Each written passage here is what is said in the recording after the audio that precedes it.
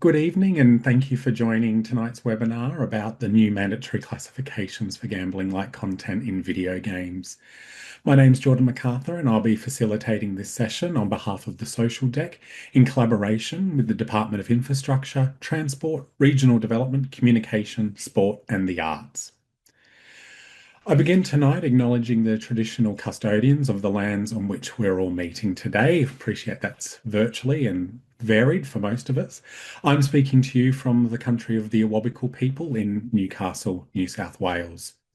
I pay my respects to their elders, past and present, and extend that acknowledgement to all Aboriginal and Torres Strait Islander peoples joining us this evening. This webinar is being conducted via Zoom and is scheduled to run for about 1 hour. To ensure an inclusive experience for all participants, we do have Auslan interpretation available, and our Auslan interpreters Imran and Jerry will be spotlighted as well. We also have live captions enabled. You can activate them by clicking the CC button, the closed captions button on your Zoom toolbar. The chat function is open for your comments and questions, although we do encourage questions to come through the Q&A segment of Zoom if you've got any questions for our panelists at any time through this evening's webinar. If you encounter any technical issues or require assistance, firstly, please leave and rejoin. We often find that's a really good way of just troubleshooting. Otherwise, please contact the email address that you would have had, engage@thesocialdeck.com.au, and we'll see if we can help. Tonight's session aims to inform and equip parents, carers, educators, and stakeholders with a clear understanding of the new mandatory classification requirements for gambling-like content in video games. These changes, effective from the 22nd of September last year, are designed to help protect children and young people from the potential harms associated with gambling-like features in gaming environments. So, in terms of what tonight will look like, we'll explore some of those recent changes to the classifications. We'll provide some practical guidance to help you identify and interpret the classification information and discuss some of the implications of these changes for families, educators, and the community more broadly. We're privileged to have with us a panel of esteemed experts who will share their insights and perspectives on this important topic, and I'll introduce them as the night progresses. Our first speaker this evening is Steven Thomson. Steven is the Director of the Australian Classification Board. He was appointed in December 2024 and brings over 15 years leadership experience in both federal and state government roles, including strategic positions at the Australia Council for the Arts and the New South Wales Greater Cities Commission.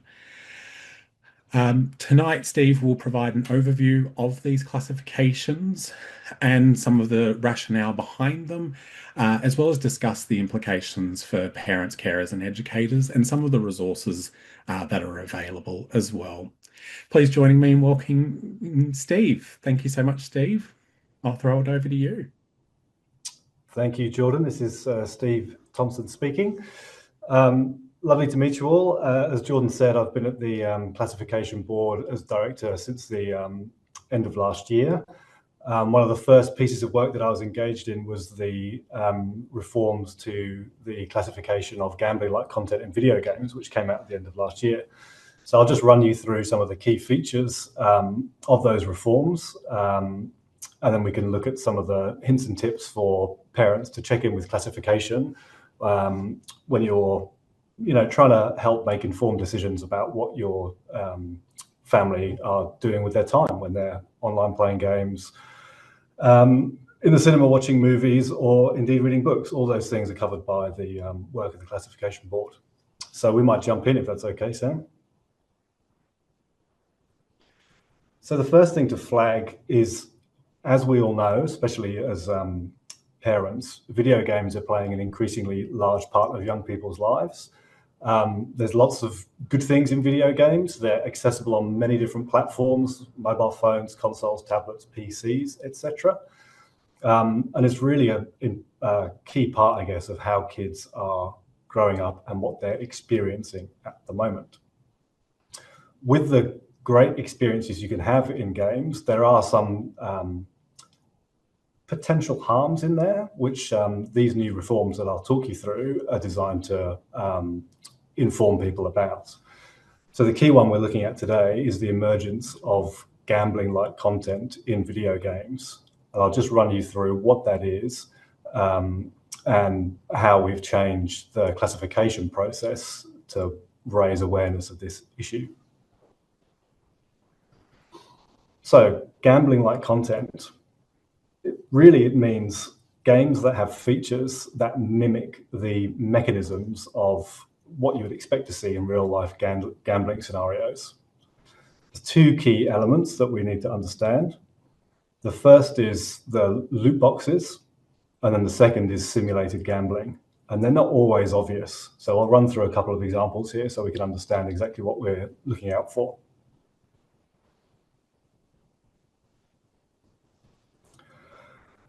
The first thing to flag is that the gambling, even if it's kind of not immediately obvious in the game, research has shown that it does lead to similar impacts to actual real-life gambling. So some of the harms that we can accidentally be exposing young people to include mimicking that real-life gambling behavior, triggering a similar sort of psychological response to real gambling, and also setting those patterns in place that can lead to more problematic gambling behavior later in life. So that's really why this classification changes have been made, because we've seen the kind of risks that we can unintentionally be exposing young people to.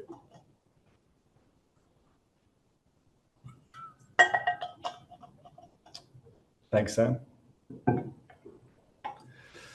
So as I touched on earlier, from late last year, so September 2024, all new video games that are released to market in Australia are classified, and we have specific consumer advice and ratings that capture the gambling-like content that is in these games. So I'll just run you through that now, the two types. So before I do that, what are classifications? I take it for granted because I'm living and breathing this every day, or have been since late last year. But there are effectively two parts that we need to understand about classification. There's the overall rating, which most people will be familiar with through the cinema or TV or video games. So that's the G all the way up to R18 in most cases. And then the second component of it is the consumer advice, which we'll have a little look at an example of next. That really gives you a little bit more context about what the most impactful content is that's driven the overall classification rating of G to R18.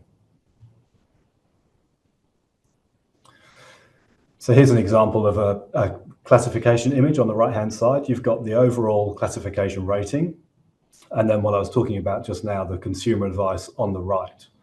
So the two key changes that we're talking through today are the changes to the M rating for what we call chance-based in-game purchases, which is a loot box, or sometimes known as a loot box, and then changes to R18 ratings to flag high-impact simulated gambling.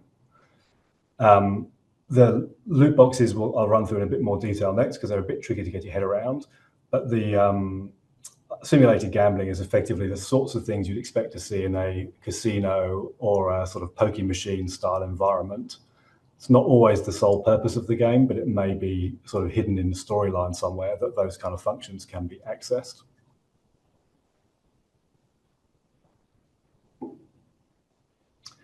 So, M ratings for chance-based in-game purchases, also known as loot boxes.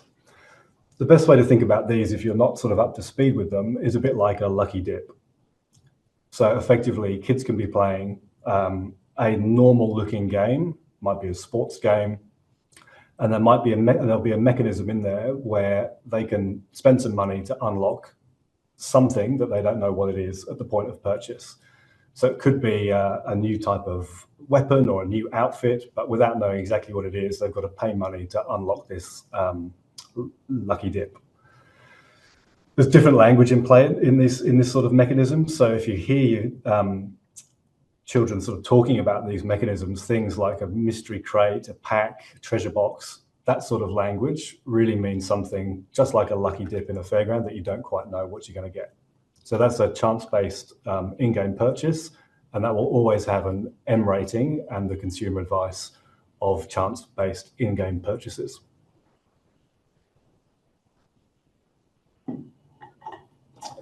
The next one, simulated gambling. So this will always be rated R18.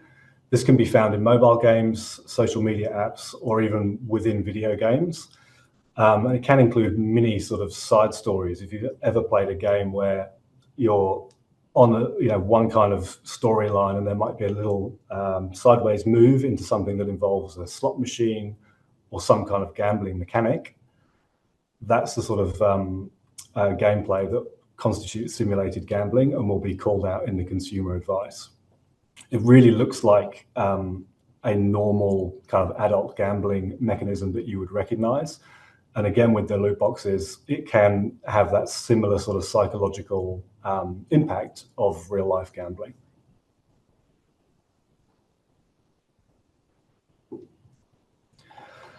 So there's a couple of things alongside the changes to the classification ratings. The government have also developed a number of resources that are available online at classification.gov.au that really explain how these new ratings work and provide case studies, advice, and a conversation guide for parents and carers to engage with as they work through sort of understanding the type of content that can be found in games and how to make sure they're fully informed about the games that they're playing and that their kids are playing.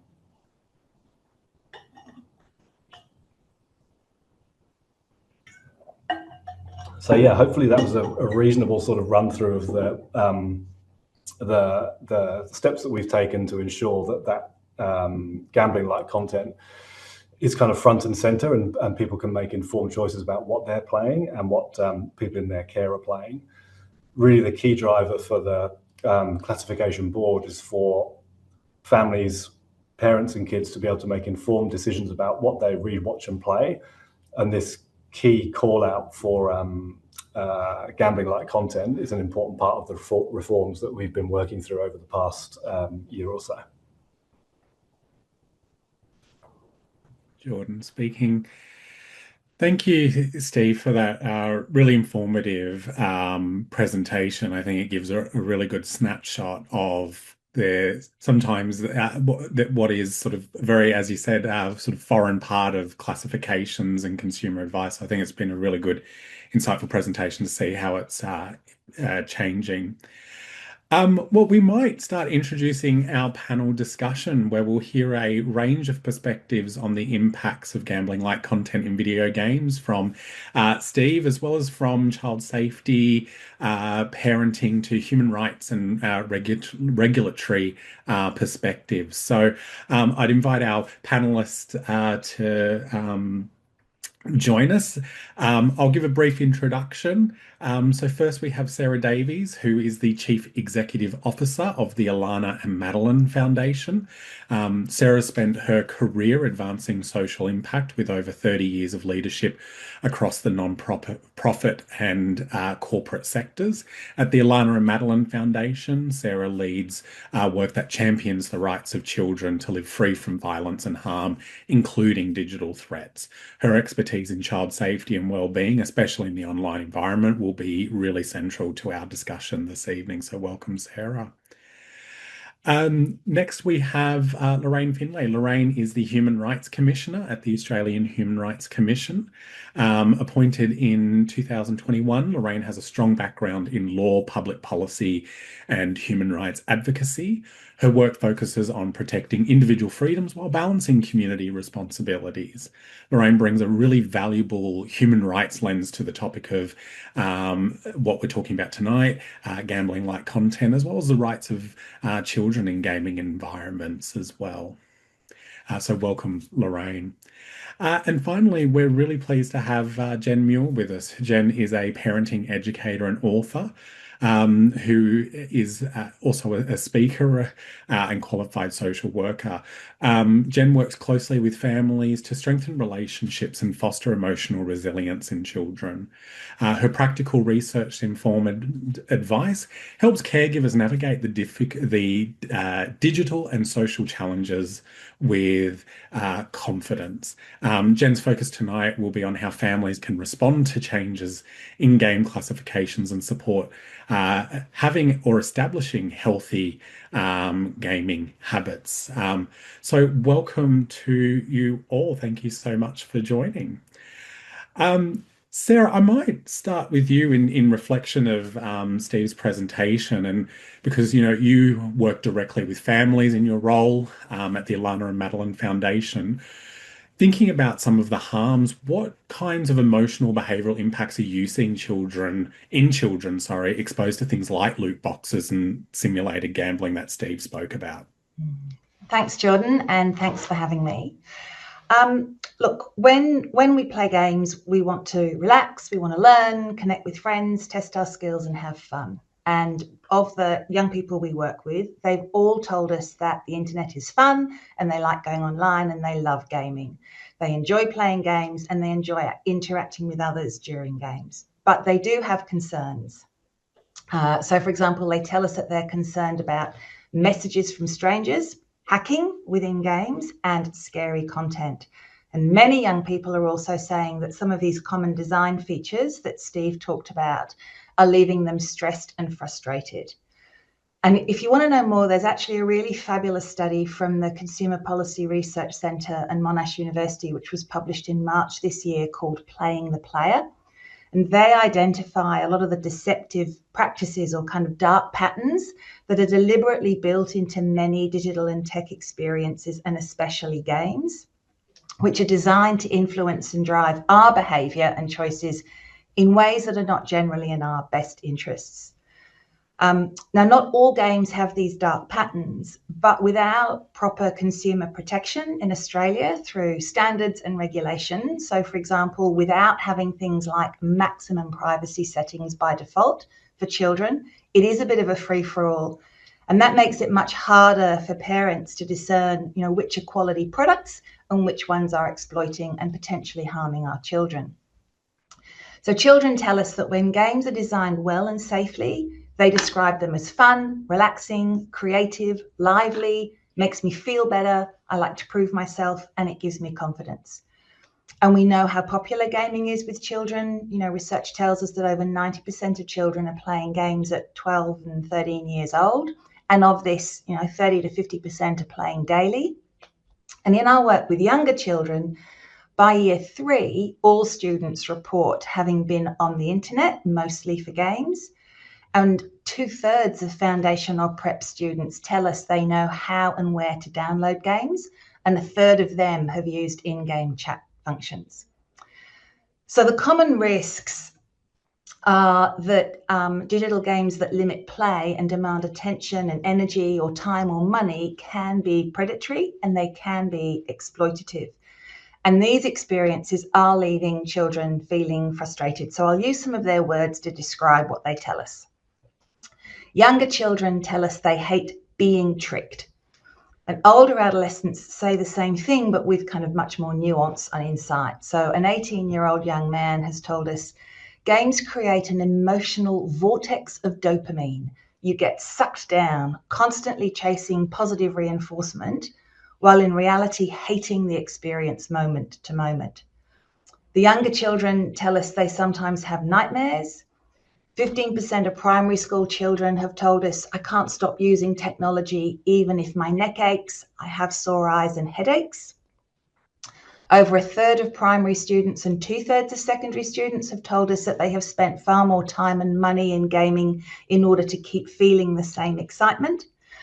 2/3 of primary and secondary students tell us that they've cut back time on kind of other hobbies and activities so they can spend more time online.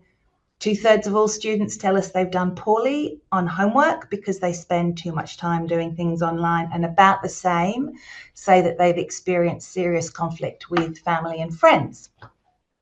So the potential cost of all of this Like Steve said, and I'm really thrilled, Steve, that we've had a classification kind of refresh and upgrade to take into account, these new programs and products for children. But one of the big issues is the relationship between pay and play. So research has shown us that these simulated gambling products, like the loot boxes, Steve, that you talked about, but also things like spin to win, battle passes, skin betting, they really do normalise and encourage monetary gambling in children and young people. And we see these games marketed to children, and they're set up to give the players rewards that improve the player's chance of progressing faster through the game or winning. So clearly, financial cost is part of the harm, where children and young people spend more in a game than they intended, or they feel pressured into buying something. But the other reported harms are loss of privacy. So they often report accidentally signing up to something or creating an unwanted account that shares more data than they're comfortable sharing. Well-being, absolutely. Feeling annoyed by the gaming experience, feeling manipulated, and having challenges with emotional regulation. They talk about being coached and rewarded into behaviours like gambling that can create serious long-term problems. And in particular, this kind of training of their minds and brains, this compulsion and impulse control are significant risks to children when their online and gaming experiences is undermined by kind of manipulative practice and design. Jordan speaking. Thanks, Sarah. And I think that's something that really struck me there with what you said. And I think you were using the words that you've heard from children as well, is younger children feeling tricked and older children really being able to identify the dopamine hit and that sort of chemical response that happens. So Jen, I'm probably going to draw you in here to, as a parenting educator who's often having conversations like this. What do the gambling-like mechanics actually do to a child's brain or behavior? Like going to sort of what what Sarah was saying there, and how does that change between a 6-year-old versus maybe a teenager? I think the first thing to understand, and when I'm working with so many parents, I would say that concerns around this stuff, and listening to what Sarah said just then, just hearing those words from kids and hearing how much kids are needing parents to step in and understand this and help them with it, because those boundaries are kind, is sort of what just came to mind. So thank you for that. It was really eye-opening as a mum to 4 kids that are 4 boys aged 8, 10, 13 and 15. I'm in this on every level. So what we know in terms of the brain, and I think the first thing we have to really understand is that for our children, we really overestimate brain development.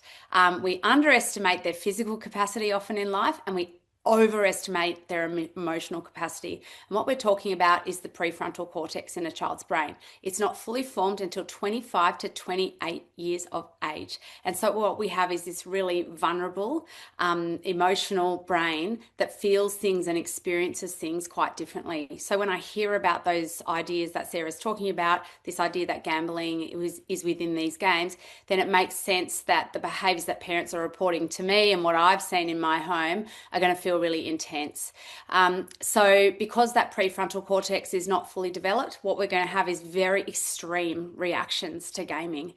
It's going to feel even more addictive. It's going to really spike that dopamine. And what we're going to see is big emotional reactions, because we all know as adults, we struggle to contain our screen use, our scroll use. We all say at night, I'm not going to doom scroll in bed.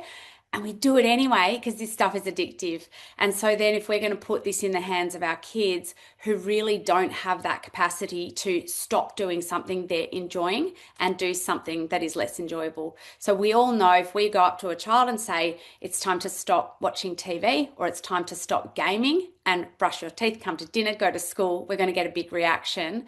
But then understanding that not all content is the same. And if content is even more dopamine inducing, that's going to be so much harder for our kids. Now, the problem is that we can then get in a battle if we don't understand what's happening in a child's brain, and that these aren't bad kids or kids that are addicted. This is just really addictive stuff and immature brains. So in a young child, what you'll see is no impulse control, like real struggles to just control those impulses. Might be the way they speak to others within games. It might be kind of the way they engage.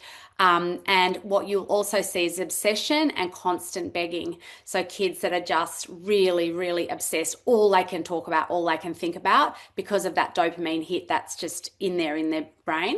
And the biggest thing I would say with our young 6-year-olds, we're going to see meltdowns. And sometimes for parents, those meltdowns can feel so intense, so scary, so hard.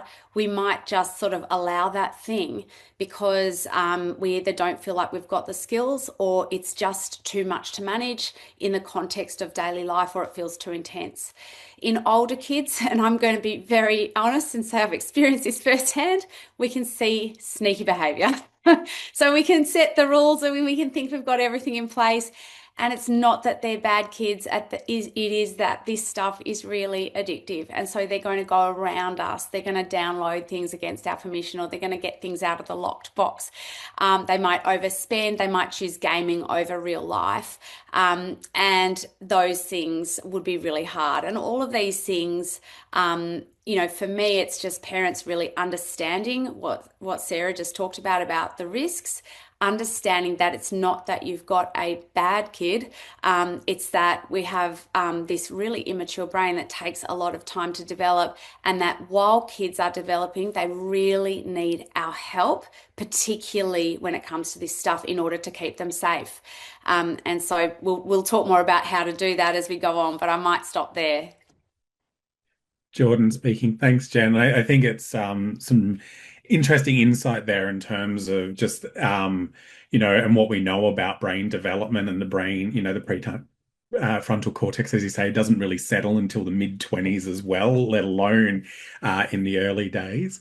And Steve, I'll probably bring you in at this point because, in your presentation, you've probably echoed some of this research that both Sarah's pointed to and sort of Jen speaking about in terms of some of those impacts.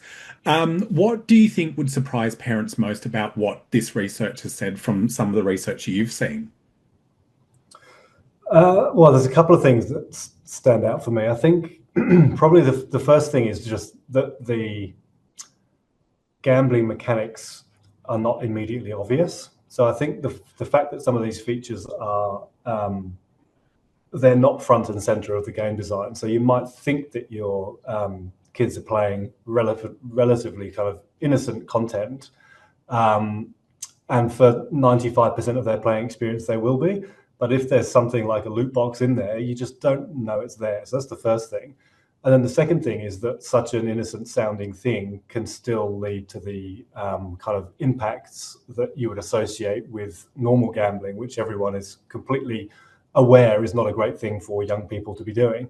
So I think they're the main two bits for me, is that those mechanisms are not immediately obvious, and yet their impact is just as high, I guess, as the more obvious forms of gambling-like behavior that you would want protection against.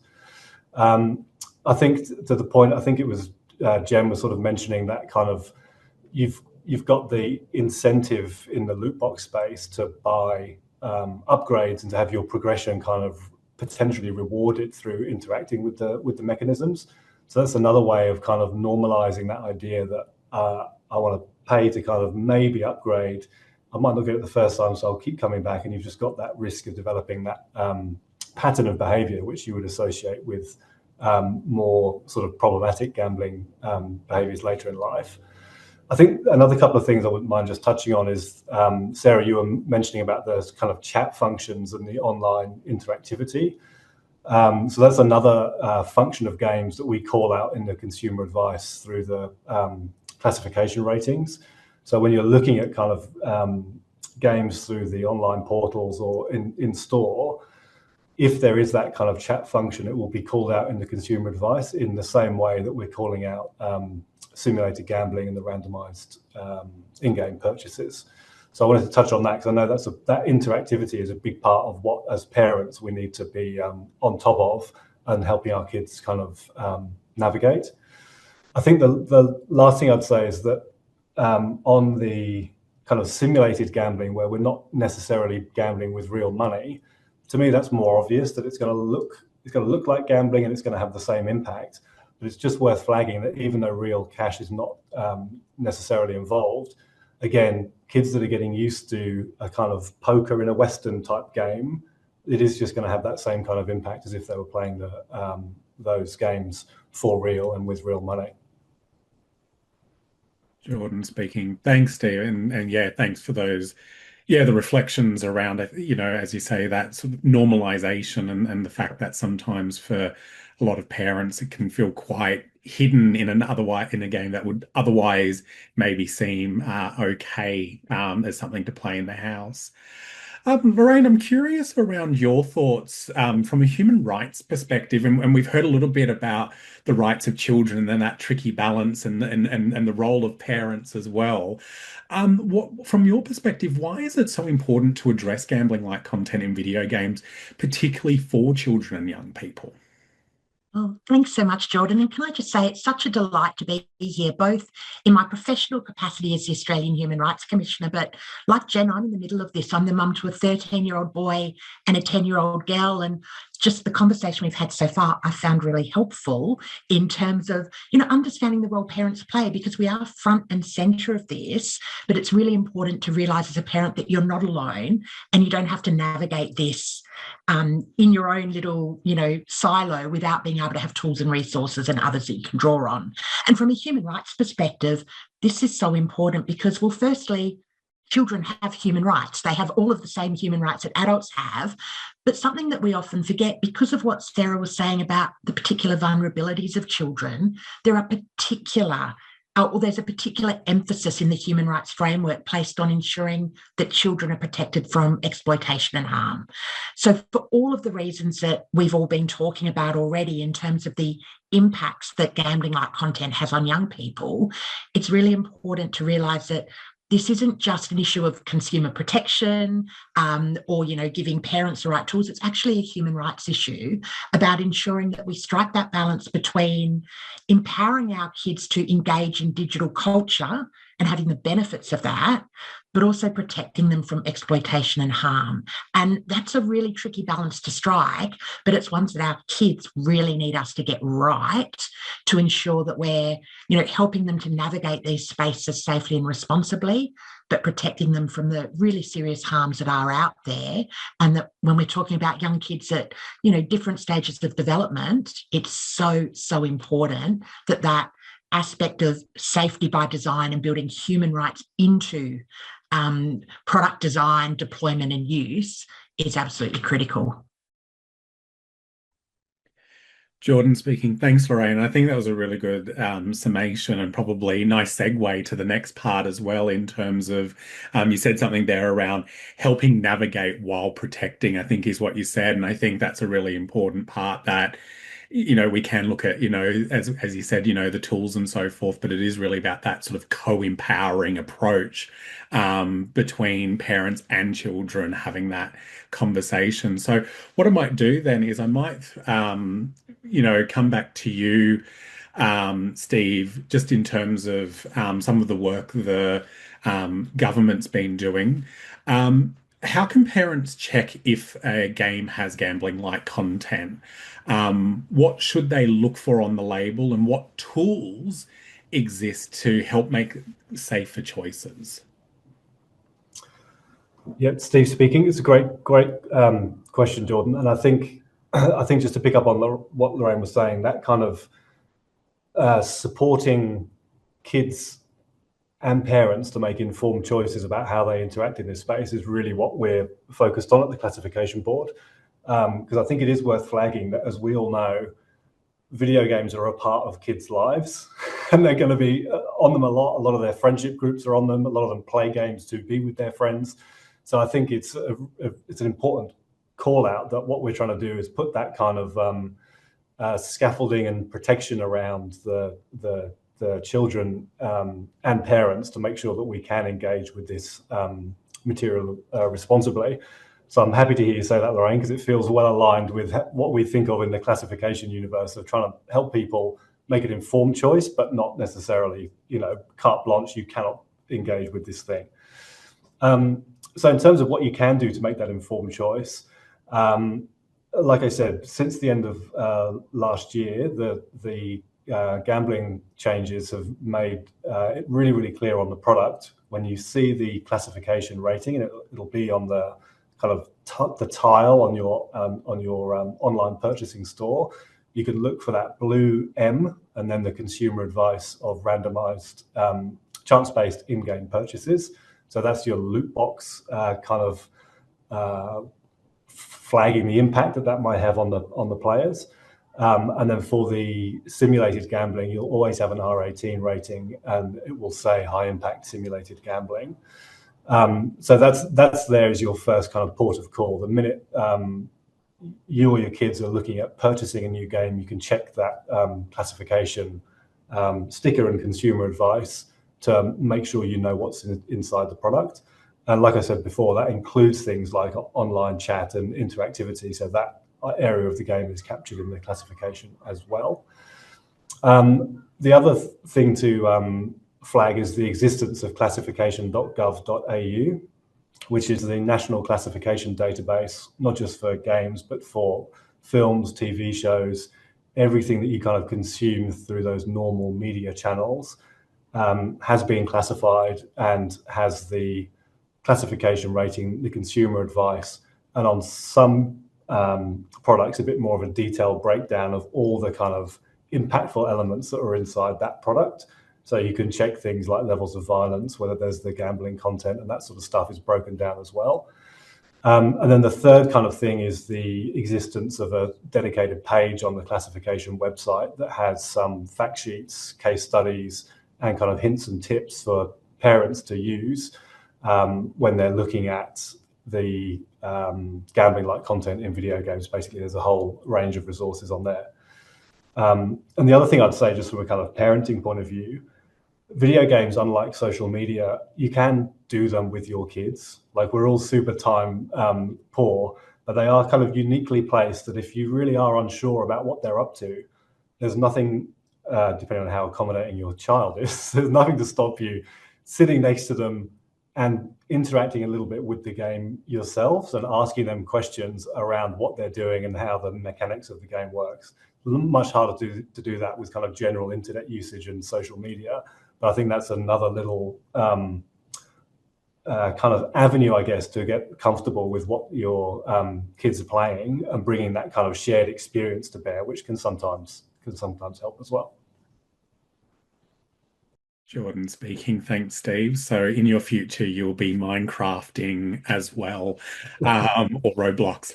I might bring you in, Jen, because just following on what Steve's saying there in terms of, some of those actions that parents can do. One, we've just heard from Steve in terms of, maybe even just sitting down, watching, playing the game, getting involved. Yeah. Let's say a parent notices their child is playing a game with these mechanics by doing that. What's maybe the first conversation they should have? And I think also, how can you do it without causing conflict, which I'm sure is like sometimes that part of the anxiety of bringing it up.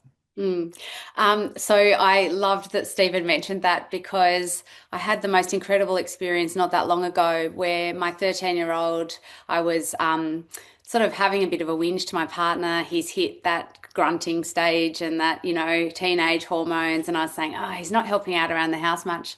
And my husband, who, had quite a lot of fun saying to me, what he needs connection, which is something I talk about all the time. And I thought, what does my son love? We often talk about connecting with younger children, but I hadn't thought to actively connect in his world, much. And I thought he loves gaming. So I knocked on the door in the study where he games and I said, hey, can I join in? And for 10 minutes, I played the game that he plays. And his reaction surprised me. He kind of was like, all right. And I joined in and we played this game for 10 minutes and he laughed at how bad I was at it. And he just laughed. That was it. But the incredible bit actually happened later that night at the sink. Number one, he appeared next to me with a tea towel in his hand without being asked, which never happens in a house of four boys. Number two, He then turned to me and he said, "Mum, how was your day?" Which I honestly, I nearly fell over. Again, I have beautiful kids, but I don't get asked how my day was very often. And then the third thing that I found was that then, because I had some language and some understanding of this thing that he loves, I could even connect over with his maths homework using a bit of terminology from the game. So just a bit of a story about how powerful joining kids in their worlds can be. It makes them feel seen, heard, and loved. And something as simple as 10 minutes of joining my son in gaming was super, super powerful. So when it comes to sort of noticing what's happening in my child's game, I'm noticing something that seems unsafe. Maybe they're, it is those loot boxes, or we're just noticing their behavior coming on and off the screen seems really intense, or the amount of begging for that game, or they're asking for money, to buy skins or whatever it is. It might be always, I think, if we can start with curiosity is the most sort of powerful way to start. And it's kind of just coming in and saying something like, "Hey, I've really noticed that it's really hard for you to come off this specific game. Like, I've just really noticed that," and we don't do that in the moment. We're kind of trying to choose another opportunity to talk to our kids. Kids are going to listen to us best when we're side by side with them, particularly boys. So that might be in the car on the way to sport. It might be walking side by side, or if you still lie with your child or read to them, you might do it in bed, when you're tucking them in at night. Really kind of with curiosity, really trying to understand. You might say something like, "I've heard some games use rewards. Have you ever seen that?" You might even ask them, "What do you love about gaming? Tell me the bits that are really good.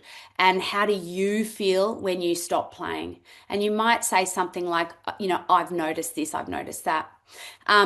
Really quickly, because I think parents might want some practical strategies. A lot of us are trying to, when it comes to limits, and I have a story that happened this weekend. My son always has to ask before downloading anything new, which I'll get to in the next question, sort of how we can safeguard our kids. But he asked to download something. We immediately saw the classification was not for him, which there you go, they're working. And we said no, and his reaction was really strong. He wanted this thing really badly. And you said, "Jordan, how do we do it without upsetting our kids?" Well, sometimes we can't. And what I would say to parents is that what we want to do is a bit of an empathy sandwich, where we just sandwich that no in between a lot of understanding. And it might sound like this, and this sounded in my home. "I really get how much you want this. It looks really fun, and you've heard your friend talking about it, and I can totally understand how much you want it."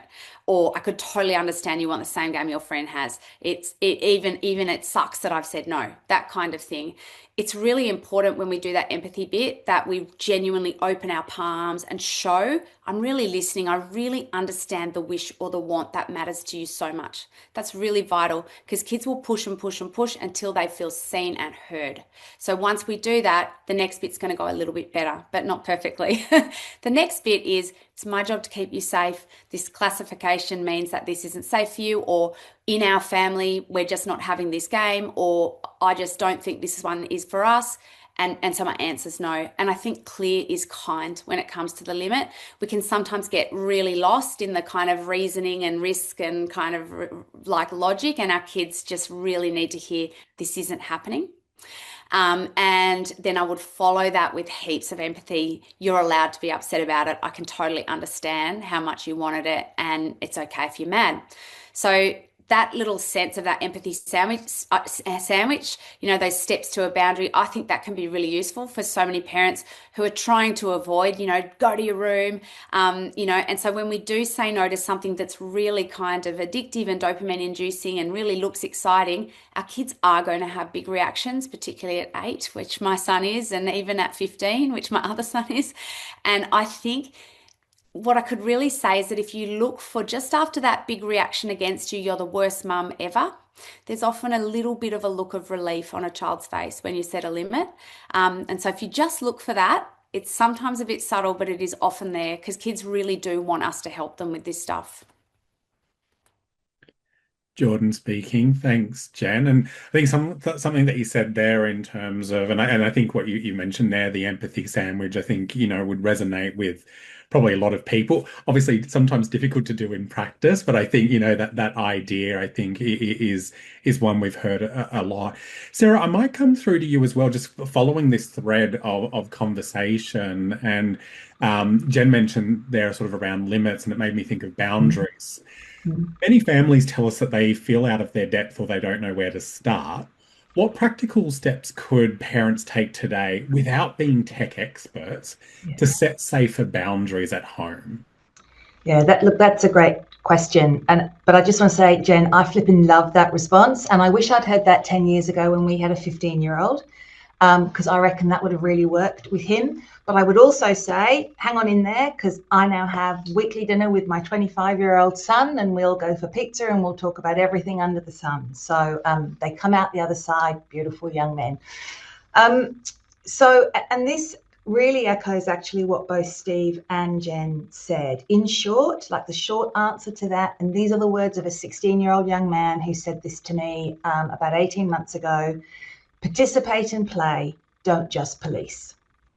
And as Jen said, it's all in the communication. It's around educating our children on how games work, like lifting the hood on the engine and explaining to children and young people what the risky design features are. Children are pretty savvy. So how do we help them build their control and healthy choices? Jen mentioned this, it's managing screen time. And then, as per kind of every parenting handbook ever, it's about helping our children develop self-regulation skills and then fostering healthy habits and balance. So exercise, sleep, nutrition, family time. So to make it a bit more practical, we definitely do not need to be tech experts to set safer boundaries. What matters most is actually what Jen was saying, is consistent engagement, clear limits, open communication. So here are 6 strategies. And the first one is about setting up the tech. So making sure we set up the devices, the game privacy settings, the safety settings, use all the built-in parental controls, and they're pretty easy to find on Xbox, PlayStation, Switch, iPhone, Android. Limit game time, turn off in-game purchases that require passwords, filter age inappropriate games, and keep checking in, because games often add new features or terms sort of regularly, which can change the settings without you knowing anything about that. So kind of do regular safety checks. And if you search online for parental controls on, whatever the device is, there are lots of really clear step-by-step guides to help us set those, privacy and safety settings. Second one, and Jen alluded to this too, is what are the family rules around playtime and game time? So create a game schedule. So only after homework or chores, no games after 8 p.m. or whatever it's appropriate. Something that's really useful is the use of visual timers. So not just on the device, but around the child where they could see and set a timer. Having built-in screen-free time zones, and one that we've been talking about for a long, long time, keep game time in shared spaces so that there's that casual observation and overlooking. The third one is we've long had family agreements about a whole range of things: chores, together time. So create a family tech plan. So this goes a bit beyond just games. So think about, as a family, what are the kind of key rules that we want to follow as a family around tech, and write it down. And we can cover things like, time limits, spending, game types, respectful behavior online, language. And we need to review it as our children obviously get older. And again, gaming is sort of one aspect of digital and screen time. So the opportunity for a family tech plan is a bit more inclusive. So think about all of the digital time, including schoolwork and learning and streaming TV. The fourth one is about saying no to spending without permission. So turn off or lock your credit cards from being used automatically in games. If you do want to give your children like real money, then use gift cards for limited spending in-game instead of linking it to a bank account. And general life skills, we need to explain to our children the difference between virtual and real money, because younger children often don't realize the cost of digital items. The fifth one is exactly what Jen and Steve said before. Be curious and interested and participate. So as Jen said, what do you like about the games? How do you win? How do you feel when you don't win? And sitting down and playing together builds trust, and it helps us spot some of those red flags. And absolutely check the reviewer and consumer sites to read the ratings and reviews of the games, and share those reviews with children. And I'll give some other resources in a sec. And finally, the sixth one is about us and about our behaviour and how we must teach and model healthy digital habits ourselves. So in terms of the teaching, win-losses in games is a really great lesson about emotional regulation. So how do we deal with that frustration? How do we deal with losing? And help them spot those manipulative design features, make that in itself, gamify the game. Where are the loot boxes? Where are the pay to win tactics? Why do you think people make you wait for that, or to get to that level, or pay for that asset or whatever? And then we have to role model healthy screen habits ourselves, right? You've got to behave it. We've got to focus on balance, not punishment. Because, as Stephen said, gaming isn't bad, but it needs boundaries. And there are some great Australian resources. So our eSafety Commission is superb. They have a great family tech agreement template at esafety.gov.au. Lots of really great resources. And very importantly, it is through the eSafety Commission that we need to report any poor behaviour, worries, risks and bad design. Because if we don't report where things go wrong, then the infrastructure that's around us can't take regulatory action to address it. Another great resource is the Beacon app. So this has been designed especially for parents. It's free. Anyone can download it. It's a personalized kind of one-stop shop for reliable information for kind of the whole online world. Articles, content, alerts, digital family agreements, the whole lot. There's also digitalk.org.au, which are a set of free resources that help how do you have the conversation with children? It's a bit like, how do you have the birds and the bees talk? Well, how do you have the digitalk? And another great site is Children and Media Australia, because they have great app reviews. And then this last thing, you might be a bit surprised to hear this, but coming from a social change organisation, I kind of have to say this. Advocate for your children's right to digital safety and privacy. Because if we as parents and as consumers don't make our expectations and needs clear to government as rule makers, to regulators, and to tech as the providers about what our needs and expectations are and what the children's needs and expectations are, there's never going to be any pressure to improve. So we actually have to advocate for our and our children's well-being. And I think we have to be demanding privacy by default for any kind of product that is likely to be used by children. We must have safety by design and age-appropriate design. And we have to have meaningful enforcement and regulation to make sure that companies stick to this. So whether that's talking to your local MP, whether it's thinking twice about the tech you use, like, is it safe for us? Actually advocate for our children's rights to be safe online. Jordan speaking. Thanks, Sarah. I think, I don't know, you must have like a database of really insightful quotes from the children and teenagers you speak to. I wrote down participate and play and don't just police. I think it summarizes sort of a really key theme there. And it's probably something, Lorraine, I might come through to you, because something else I think, Sarah, that you just sort of left on is digital rights, balance, not punishment. And I think, Lorraine, I'd be curious from your perspective, how parents might balance their child's rights to engage in digital culture with their responsibility to keep them safe. And then what does maybe like a rights-based harm reduction approach look like at home? It's a great question. And the really short answer is it looks like everything Sarah just spoke about.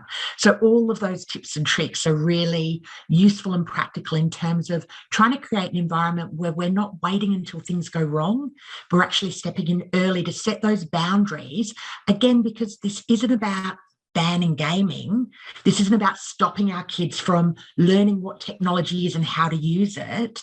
It's just about ensuring that they can navigate this digital world safely, responsibly, and confidently. And so all of the things we've been talking about are really key to that. I won't go and repeat everything that's already been said, other than saying what I really loved about what Jen was saying was that focus on curiosity, being open in your communication and curious about what your kids are doing, how the games work, what the technology is, because that allows you to build that relationship of trust. It means kids will feel that they can come to you to actually get the help and support and guidance that they need. The second, and I know every parent listening would have just gone, oh, the modelling healthy behaviours. We don't like to think of ourselves as not doing that, but it is really important because kids, whether it's talking about technology, whether we're talking about other human rights issues like racism, sexism, et cetera, kids learn behaviour from watching the adults around them. And so making sure that we are engaging in healthy gaming behaviour and using technology in responsible ways, the best thing we can do for our kids is to not just say, do as I say, but do as I do. And then the last thing that I just thought was really important to remember as a parent is this isn't a set and forget. So as much as it's important to start by setting the devices properly, getting your privacy controls, your parental controls, this isn't something you can just flip the switch on, say you've done your job and walk away. It actually is an ongoing process, both in terms of understanding how technology is developing, but also understanding how your kids' usage of it is changing. And as they grow and develop, the way you might want them to engage in it and the things that are appropriate for them will start to shift as well. And so we need to recognise this is a long-term requirement for ongoing collaboration and partnership between yourself and your kids to make sure that they're able to navigate this safely, but in a way that's appropriate for their age and stage of development. Jordan speaking. Thanks, Lorraine. And I think what I wrote down there was that perspective of banning, which sometimes can feel like a really default way to go about it, but really, and I think it's a theme of tonight of it really empowering children, bringing them into the conversation around what this might look like and how does that work within those family agreements. Jen, I might bring you into this conversation with some of your thoughts around what are some of the ways to include kids, maybe even not just in the conversation, but in the decision making, rather than sort of setting up those top-down rules. How can we build digital resilience, not just restrictions? So all of those ideas that Sarah talked about are brilliant, and that I would recommend all of those things as well. And I think particularly when we make things visual, kids got a lot better with them. I always have contracts for my kids with their technology, whether that's a contract for a 6-year-old or a contract for a 15-year-old. I have a different contract during the holidays and I constantly update it. I think what can be most useful for parents, because I'm conscious of time, is actually kind of why this matters or what the alternative is if we don't, and why it matters so much that we might connect and really find out about this. I like to say to parents, imagine that your child is 25, like Sarah's is now, and they're coming over for dinner and they bring up something that I was so addicted to that game, or this thing just kept happening with strangers contacting me in a game that wasn't appropriate, or whether it's something that they saw online, whether it's unfettered access where we're just not on top of it because it's in their room, for example. And you kind of imagine that they'd say, oh, it was so bad. And they'd say, why did you let me have the phone in my room overnight or the games in my room overnight? And we'd say, oh, you don't understand. You loved that thing. You would throw the biggest meltdown if we tried to take it off you. And they'd say, I think no matter, whether they were 6 or 15, they'd say, but I was just a kid. And so I think that's kind of a powerful thing that I can leave parents with, in terms of that's what motivates me to go and have those hard conversations, because it's not about just putting the contract in place and having the locked boxes and the timers and putting the controls in place. It's what do you do when your kids do get around them? What do you do when they break those rules? And it's just going back with connection every time and empathy, and kind of where we started, hey, you're not a bad kid. This stuff is really addictive. I get why you snuck out of bed and took that phone phone into your room and played a game. You know, I would have done the same thing at your age, but it's my job to keep you safe. So let's talk about how we're going to rejig this contract or how we're going to put more support in place to keep you safe, because that's my job. So now we're going to change the code on the locked box. I'm just speaking from personal experience. You know, I think it's going back and continuing to go back and have that conversation. Jordan speaking. Thanks, Jen. Conscious of time, but I really just want to give our panelists just a final quick whip around.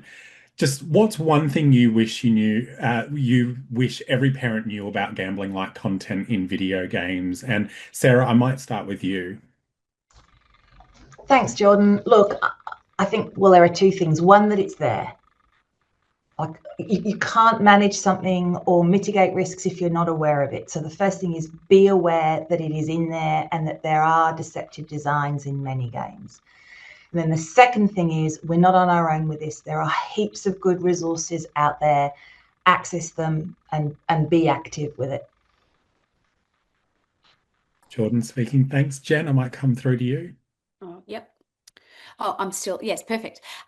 What I would say is that while kids may not love limits in the moment, they will be so grateful for them long term. So just have that confidence to know that it's worth it. It's worth investing in those connected conversations and putting all the strategies and tools in place. I know it feels sort of all encompassing, but once you get going, you'll realize there is that little look of relief, I think, when you take the phone off them and make them dock it overnight and all those things that we do. They don't love it in the moment, but I do think if you look for that sense of like, thanks for having me, I'm sort of glad that that's a sign of love. Jordan speaking. Thanks, Jen and Lorraine. Look, I love what everybody has said, and I'll just add two. The first is, you know, as parents, to realise you have the power to not only protect your kids, but to empower them. And that's equally important. And then the second, and it's something Sarah said, but I think it needs real emphasis, is as a parent, you're not on your own in navigating this, because it's so easy to feel really overwhelmed, but there are lots of tools and resources out there, and there's lots of help available. Jordan speaking. Thanks, Lorraine. And finally to you, Steve. Two quick things for me. The first one is that gambling-like content is not always obvious and can be kind of hiding in plain sight. Second thing is to pick up on Lorraine's point, like, you parents are not alone. Check the classification website and use those classification ratings and consumer advice to help make an informed decision for you and your family. Jordan speaking. Well, thank you. That brings us to a time, just a couple of minutes over, but finally, I really want to thank all of our parents who have joined us, as well as our panelists, Sarah, Jen, Lorraine, and Steve. Thank you, everyone, for joining us. I hope you have a wonderful evening. Don't forget, if you do want those resources, to check the classifications website, and we will include that information within the resource pack we send out afterwards. Otherwise, have a wonderful evening, and thank you so much for joining.